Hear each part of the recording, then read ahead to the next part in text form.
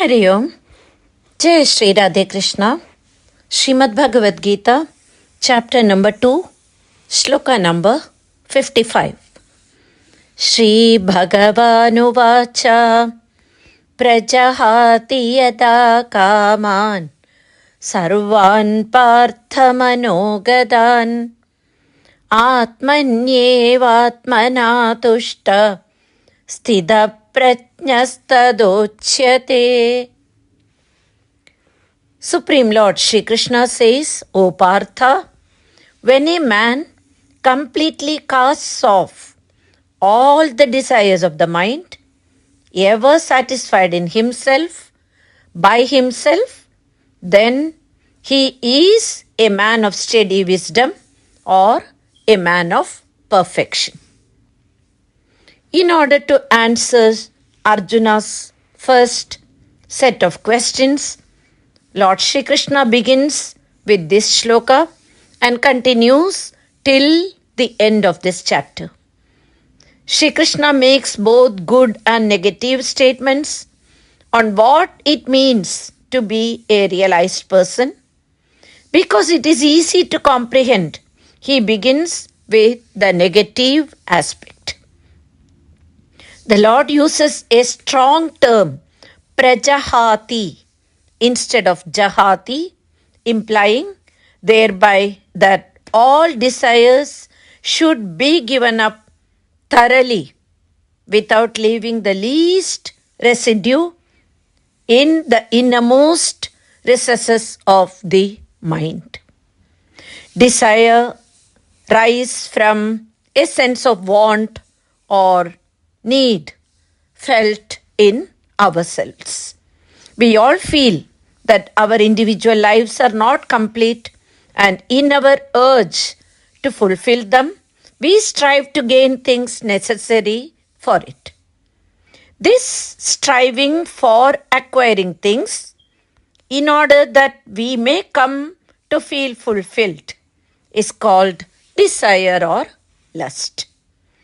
The imperfect tries to attain perfection. The unfulfilled tries to gain fulfillment, all through acquiring, possessing, and indulging in the sense objects of the world. All these desires originate from the mind, which is described as mano-gatān. Normally, we think that all our desires are for happiness. So, if one gives up all desires, how can such a person be happy? That is why the important word here is mano-gatān. All the desires that originate from the mind has to be given up. Normally speaking, consciousness is rooted through the mind outward, through the senses to the external world, and in contact with the senses and the sense objects in the external world, there is sometimes pleasure and more often pain. So the desire for that contact with external sense objects and senses and the pleasure thereof, that desire which is binding is rejected. Shri Krishna says that a man of steady wisdom has this firm knowledge that happiness is not from external sense objects, but his nature itself is happiness. This understanding has come with the help of his discriminative intellect. Does that mean that such a wise man will not have any desire?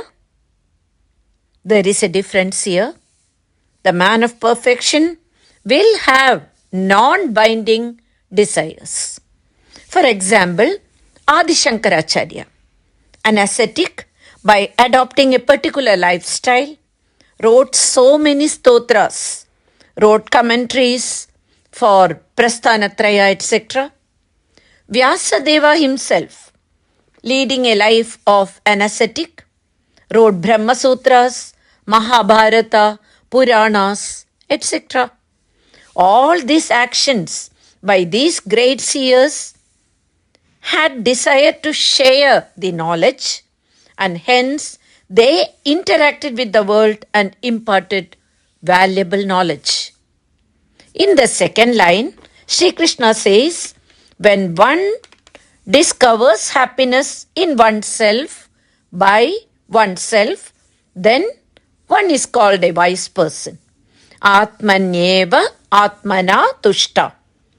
When one becomes introspective, that means one directs his thoughts inwards. One experiences inner happiness. Because we as souls are spiritual, and as spiritual beings, we are joyful, Satchidananda. Ananda is the characteristic of the soul.